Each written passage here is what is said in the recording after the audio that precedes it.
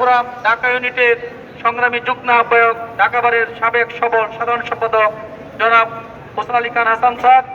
আমাদের মাঝে উপস্থিত আছেন কমিটির সিনিয়র যুগ্ম আহ্বায়ক জহিরান জসিম। আমাদের মাঝে উপস্থিত আছেন ঢাকা বারের কোষাধ্যক্ষ আব্দুর রশিদ ভাই। আমাদের মাঝে উপস্থিত আছেন নজরুল ইসলাম পাপ্পু।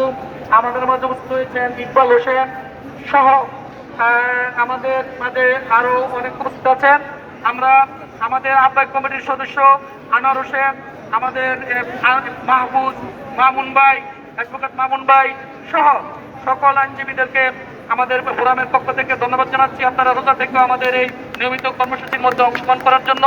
এই মুহূর্তে আমাদের সামনে সংক্ষিপ্ত বক্তব্য নিয়ে আসছেন আমাদের ঢাকা বারের পক্ষ থেকে ট্রেজারার আব্দুর রশিদ মোল্লা। আব্দুর রশিদ মোল্লা খুব সংক্ষিপ্ত বক্তব্য রাখার জন্য আহ্বান জানাচ্ছি।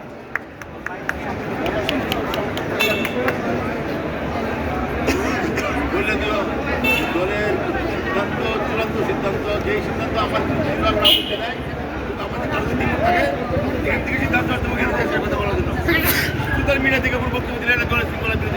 বিসমিল্লাহির রহমানির রহিম।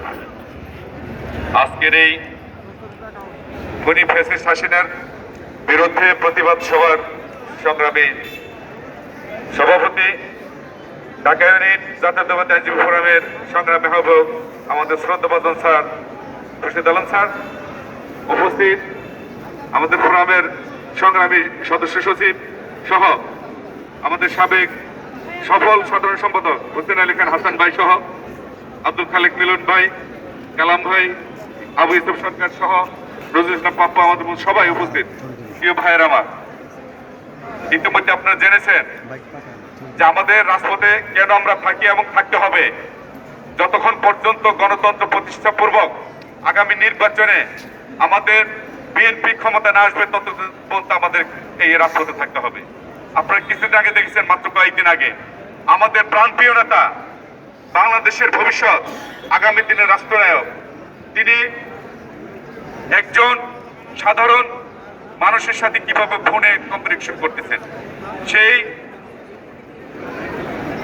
ওই আসিয়া যাকে ধর্ষণ করা হয়েছিল তার মার সাথে তিনি, অর্থাৎ একেবারে গ্রামের নিম্ন একেবারে তৃণমূল পর্যায়ের একজন লোকের সাথে আমাদের নেতা কথা বলতে দ্বিধাবোধ করেন না।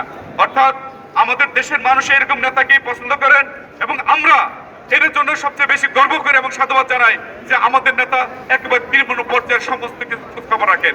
তাই আমার প্রিয় ভাইরা, আমরা এখান থেকেও যে আসিয়ার দর্শকদের বিচার না হওয়া পর্যন্ত আমরা আন্দোলন করবো এবং বিচার প্রক্রিয়ার সাথে আমরা ন্যায় বিচার প্রতিষ্ঠান আমরা রাজপথে থাকবো।